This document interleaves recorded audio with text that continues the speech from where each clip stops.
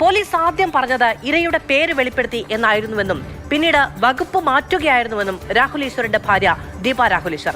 Arrest ആദ്യം നടക്കട്ടെ, പിന്നീട് കുറ്റം ചുമത്താം എന്ന നിലപാടിലാണ് അന്വേഷണ സംഘം ഉണ്ടായിരുന്നത് എന്നും ദീപ. രാഹുൽ മാങ്കൂട്ടത്തിനെതിരായ കേസിൽ ഇരകളില്ലെന്നും രണ്ടും വ്യക്തികളാണെന്നും ദീപ. ഇവിടെ വന്നപ്പോൾ അവർ ഒരു നോട്ടീസും തരാതെയാണ് വന്നത്. അപ്പോൾ ആ ഒരു വീട്ടിൽ നിന്നിട്ട് ലൈവിനകത്ത് തന്നെ കാണാൻ പറ്റും. 7 മണിക്ക് മുമ്പ് തിരിച്ച് എത്താൻ പറ്റുമോ എന്ന് ചോദിച്ചിട്ടാണ് പോണത് തന്നെ. അത് നമുക്കൊരു പ്രതീക്ഷയുമില്ല, ഇതൊരു നോട്ടീസാണോ, ഹാജരാകണം എന്നുള്ള രീതിയിലുള്ളൊരു നോട്ടീസോ ഒന്നും നമുക്ക് വന്നിട്ടില്ല.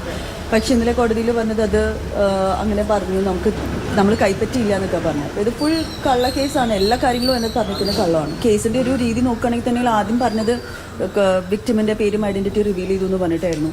അത് കഴിഞ്ഞിട്ട് എല്ലാം ബെയിലബിൾ ഒഫൻസ് ആയിരുന്നു. അത് കഴിഞ്ഞിട്ട് പിന്നെ നോൺ ബെയിലബിൾ ഒഫൻസ് രാത്രിയിലാണ് ചേർത്തത്. അപ്പം പിന്നെ കോടതിയിൽ പറഞ്ഞപ്പോൾ പോലും ഇവർക്ക് എന്താണ് സെക്ഷലി കളർഡ് റിമാർക്സ് എന്നുള്ളത് എടുത്തു പറയാൻ ഇവർക്കൊന്നും ഉണ്ടായിരുന്നില്ല. അപ്പോൾ എവിടേക്കോ ഇത് അറസ്റ്റ് ആദ്യം നടക്കട്ടെ, കുറ്റം പിന്നീട് കണ്ടുപിടിക്കാമെന്നൊരു മട്ടിലേക്ക് പോയതുപോലെയാണ് ഞങ്ങൾക്ക് തോന്നിയത്. അപ്പം ഇനി മുമ്പോട്ട് പോകാം.